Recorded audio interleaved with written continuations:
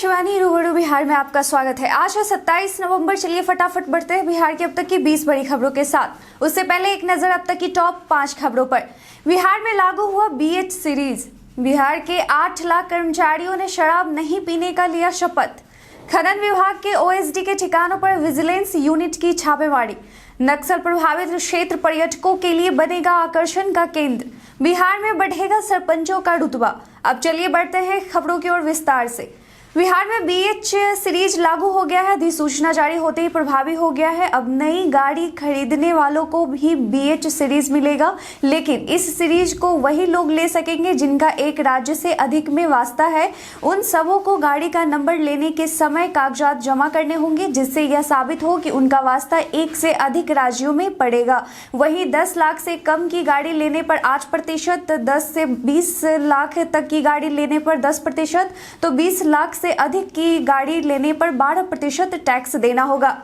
नशा मुक्ति दिवस के अवसर पर बीते दिन राज्य के सभी पदाधिकारी और कर्मचारी आजीवन शराब नहीं पीने और दूसरे को इसका सेवन नहीं करने देने की शपथ लिए। मुख्य सचिवालय, विधानसभा, सभी विभागों, बिहार पुलिस मुख्यालय, जिला, प्रखंड और पंचायतों में सभी सरकारी कर्मी अपने अपने कार्यालय के प्रांगण में यह शपथ ग्रहण किया।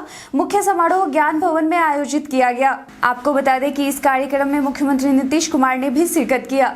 आयकर विभाग ने चालू वित्त वर्ष में अब तक रिफंड के तौर पर 1.23 लाख करोड़ रुपए करदाताओं को लौटाए हैं। अगर आपके खाते में रिफंड नहीं आया है तो आप उसे चेक कर सकते हैं और न आने की स्थिति में इसकी शिकायत दर्ज कर सकते हैं। www.incometax.government.in पर जाकर आप अपना यूजर ID और पासवर्ड के रूप में पैन डालकर अपने खाते को लॉग इन कर सकते हैं और प्रोसीजर फॉलो कर शिकायत दर्ज कर सकते हैं।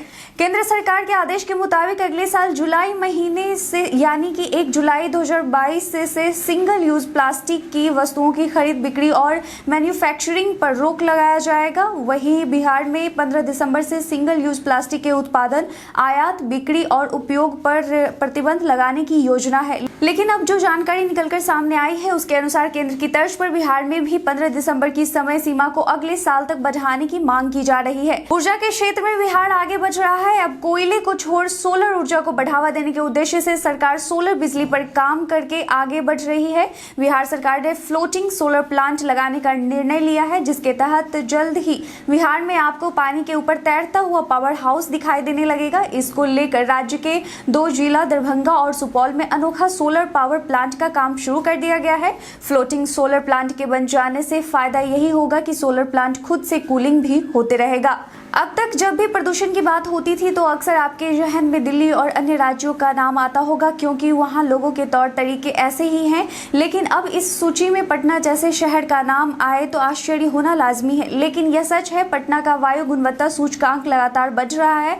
2 दिन पहले पटना का सूचकांक 264 था और अब 284 हो गया है। चिंताजनक बात यह है कि सिर्फ पटना ही नहीं बल्कि छपरा, मुजफ्फरपुर, मोतिहारी, पूर्णिया, भागलपुर, राजगीर, सासाराम का भी हाल बेहाल है। इन दिनों मगध विश्वविद्यालय के कुलपति को लेकर लगातार विवाद जारी है। राज्यसभा सांसद और बिहार के पूर्व उप मुख्यमंत्री सुशील कुमार मोदी ने मगध विश्वविद्यालय के कुलपति को बर्खास्त किए जाने की मांग की है, जिसके तहत उन्होंने कहा कि निगरानी विभाग के छापे में उनके परिसरों से 95 लाख रुपए नगद और 1 करोड़ की संपत्ति के कागजात बरामद होने के बाद उन्हें अविलंब बर्खास्त किया जाना चाहिए। वहीं उन्होंने यह भी कहा कि मजहरुल हक विश्वविद्यालय के पूर्व प्रभारी कुलपति के खिलाफ वर्तमान कुलपति ने कॉपी खरीद घोटाले के जो आरोप लगाए हैं उनकी त्वरित और निष्पक्ष जांच करानी चाहिए। NDA सरकार भ्रष्टाचार पर जीरो टॉलरेंस की नीति पर ही चलेगी। नशा मुक्ति दिवस के अवसर पर मद्य निषेध को सख्ती से लागू करने के लिए उत्कृष्ट कार्य हेतु किशनगंज SP कुमार आशीष को बीते दिन सम्मानित किया गया। सूबे के 4 पुलिसकर्मी हैं जिन्हें सम्मान मिला है। इसमें सूबे के एकमात्र किशनगंज SP हैं जिन्हें ज्ञान भवन पटना में 26 नवंबर को सम्मानित किया गया। उनके अलावा मुजफ्फरपुर के पुलिस निरीक्षक सह STF प्रभारी मोहम्मद सुजाउद्दीन, बांका जिला के कटोरिया थाना अध्यक्ष नीरज कुमार तिवारी और शेखपुरा जिला बल के सिपाही इंद्रदेव यादव को प्रशस्ति पत्र देकर सम्मानित किया गया है। नेता प्रतिपक्ष तेजस्वी यादव सत्ताधारी दल जदयू पर निशाना साधने का कोई भी मौका नहीं छोड़ते हैं। इसी क्रम में उन्होंने एक बार फिर नीतीश कुमार पर निशाना साधा है। एक और जहां नशा मुक्ति दिवस पर नीतीश कुमार ने सभी अधिकारियों और कर्मचारियों को शराब नहीं पीने का शपथ दिला रहे थे, वहीं दूसरी ओर तेजस्वी यादव नीतीश कुमार का बीजेपी में शामिल नहीं होने की शपथ की याद दिलाते हुए ट्वीट करते हैं। तेजस्वी यादव न्यूज 18 इंडिया के 1 मार्च 2015 की खबर को पोस्ट करते हुए, जिसमें लिखा हुआ है कि नीतीश कुमार कहते हैं मैं मर जाऊंगा पर बीजेपी के साथ नहीं जाऊंगा, इसी को रिट्वीट करते हुए लिखते हैं कि एक शपथ यह भी था। खनन एवं भूतत्व विभाग प्रौद्योगिकी मंत्री जनक राम के ओएसडी मृत्युंजय कुमार के अररिया स्थित पैतृक आवास पर बीते दिन अहले सुबह निगरानी विशेष शाखा की टीम ने आय से अधिक संपत्ति अर्जित करने के मामले में छापेमारी की। बताया जाता है कि निगरानी विभाग में एडीएम रैंक के अधिकारी मृत्युंजय कुमार के खिलाफ आय से अधिक संपत्ति होने का मामला दर्ज कराया गया है। बिहार के जिन इलाकों में कभी नक्सलियों की बंदूकें गूंजती थी, अब पर्यटकों से गुलजार होने वाला है। बिहार सरकार प्राकृतिक सौंदर्य भरपूर उन नक्सल प्रभावित इलाकों को पर्यटकों के लिए आकर्षण का केंद्र बनाना चाहती है। पर्यावरण मंत्री नीरज कुमार बबलू ने कहा कि शाहाबाद इलाके में अब नक्सलियों का प्रभाव ना के बराबर है। इंद्रपुरी बाराज और शेरगढ़ के किले को पर्यटन क्षेत्र के रूप में विकसित किए जाने की योजना है। इसके अलावा तुतला भवानी के विकास के लिए डीपीआर तैयार है। रोहतासगढ़ किले तक पहुंचने के लिए जल्द ही निर्माण का कार्य शुरू हो जाएगा। भभुआ स्थित मुंडेश्वरी मंदिर के नीचे पार्क निर्माण को स्वीकृति दी जा चुकी है। पार्क निर्माण का कार्य भी शीघ्र ही शुरू होगा। राजधानी पटना के सराफा बाजार की बात करें तो बीते दिन राजधानी पटना में 22 कैरेट प्रति 10 ग्राम सोने की कीमत 46,200 रुपये रहा। वहीं 24 कैरेट प्रति 10 ग्राम सोने का रेट 49,500 रुपये रहा। वहीं चांदी की बात करें तो बीते दिन 1 किलोग्राम चांदी का रेट 64,600 रुपये रहा। बिहार में प्रजनन दर में गिरावट के बावजूद यूपी और झारखंड से अधिक है और राष्ट्रीय स्तर पर पहले 3 राज्यों में शामिल है। राष्ट्रीय पारिवारिक स्वास्थ्य सर्वेक्षण की दूसरे चरण की रिपोर्ट जारी होने के बाद राष्ट्रीय स्तर पर बिहार की नई तस्वीर उभरकर सामने आई है। बिहार में NFHS4 की तुलना में NFHS5 में प्रजनन दर 3.4 से घटकर 3.0 हुई है, जबकि राष्ट्रीय प्रजनन दर पर इस दौरान 2.2 से घटकर 2.0 हो गई है। बीते दिन 26 नवंबर का दिन भारत का राष्ट्रीय पर्व के तौर पर मनाया गया, क्योंकि इस दिन भारत का संविधान लागू हुआ था और भारत दुनिया में एक गणराज्य के रूप में स्थापित हुआ था। लेकिन कम ही लोग जानते हैं कि 26 नवंबर का दिन भी भारत के लिए एक महत्वपूर्ण दिन है, क्योंकि इस दिन 1949 को संविधान सभा ने भारत के संविधान को अंगीकार किया था। तब से इस दिन को संविधान दिवस के रूप में मनाया जाता है। मौलाना मजहरूल हक अरबी एवं फारसी यूनिवर्सिटी में आधे से अधिक कर्मचारियों को इंटरनल फंड से सैलरी दी जा रही थी। कुल 40 कर्मियों की बहाली 2015 में की गई थी। उसके बाद से ही इनकी नियुक्ति पर विवाद चल रहा था। शिक्षा विभाग के अनुसार नियुक्ति में जो प्रक्रिया अपनाई गई वह सही नहीं थी। रोस्टर का उसमें ध्यान नहीं रखा गया था। साथ ही बहाली प्रशाखा पदाधिकारी के पद पर होनी थी, लेकिन उसकी जगह असिस्टेंट के पद पर बहाल कर लिया गया। इस वजह से सरकार ऐसे कर्मियों की नौकरी को पुख्ता नहीं मान रही है। यही वजह है कि शिक्षा विभाग ने इन कर्मचारियों की सैलरी को कुछ समय बाद से ही रोक दिया और अब तक रोक कर रखा है। नवादा में बीते दिन सुबह एक ऐसा नजारा दिखा जो चौंकाने वाला रहा। सरसों तेल भरा एक टैंकर बाईपास पर पलटा तो लोग अपने अपने घरों से बर्तन लेकर सड़क पर दौड़ पड़े। सरसों तेल लेकर नेपाल जा रही एक टैंकर के ड्राइवर को नींद आने के बाद टैंकर पलटने की बात सामने आ रही है। देश में इस समय सरसों तेल की बढ़ी हुई कीमत प्रमुख चर्चाओं में एक है। बिहार में इसे लेकर राजनीतिक घमासान भी मच चुका है।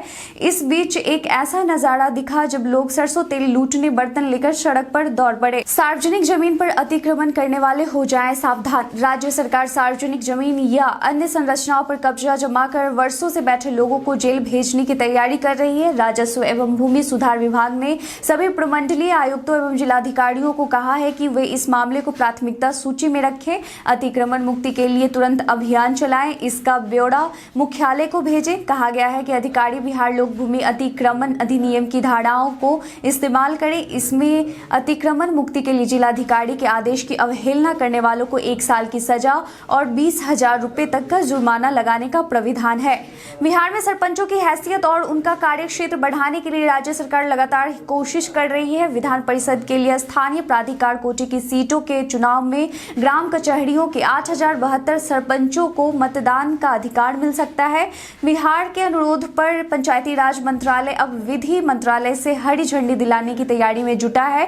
केंद्रीय पंचायती राज और ग्रामीण विकास मंत्री गिरिराज सिंह ने इसमें विशेष पहल की है। अहम यह है कि देश में बिहार इकलौता ऐसा राज्य है जहां ग्राम कचहरियों की व्यवस्था है। सरपंच पंच चुने जाते हैं। ऐसे में तर्क है कि विधान परिषद के लिए होने वाले स्थानीय प्राधिकार चुनाव में ग्राम कचहरियों के चुने हुए सरपंचों को मतदान का अधिकार मिलना चाहिए। बिहार में ठंड ने दस्तक दे दी है। पटना, भोजपुर, गया, नालंदा और बेगूसराय सहित 19 जिलों में सुबह कोहरे के साथ हो रही है। सामान्य दिनों की अपेक्षा धूप निकलने में लगभग 2 घंटे का समय लग रहा है। हालांकि धूप के बाद ठंड का एहसास खत्म हो जा रहा है, लेकिन आने वाले अगले 5 दिनों में दिन का तापमान गिरते ही दिन में भी ठंड शुरू हो जाएगी। पश्चिमी हवाएं पहाड़ों वाली ठंड के साथ बिहार में प्रवेश करेगी, जिससे दिन और रात का तापमान प्रभावित होगा। मौसम विभाग का पूर्वानुमान है कि दिसंबर के प्रथम सप्ताह से बिहार के सभी जिलों में ठंड का प्रभाव बढ़ जाएगा। कल हमारे द्वारा पूछे गए सवाल का आप लोगों में से कई लोगों ने अपना जवाब हमें कमेंट सेक्शन में लिख कर दिया था। जिन्होंने पूछे गए सवाल का जवाब दिया है उनके नाम है महेश दास, सूरज कुमार, रोशन भास्कर, राजी अहमद, मोहम्मद नौशाद, विक्रम बिहारी, पवन कुमार, अनुराग कुमार, भान प्रकाश मौर्य और रजनीश कुमार। इसके साथ ही बढ़ते हैं आज के सवाल की ओर। आज का सवाल है कि आपके क्षेत्र में कोई ऐसा स्थान या ऐतिहासिक धरोहर जिसे सरकार को पर्यटक स्थल के तौर पर विकसित करना चाहिए, कमेंट कर हमें जरूर बताएं। आज के लिए बस इतना ही। बिहार की तमाम खबरों के साथ जुड़े रहने के लिए देखते रहे रूबरू बिहार। धन्यवाद।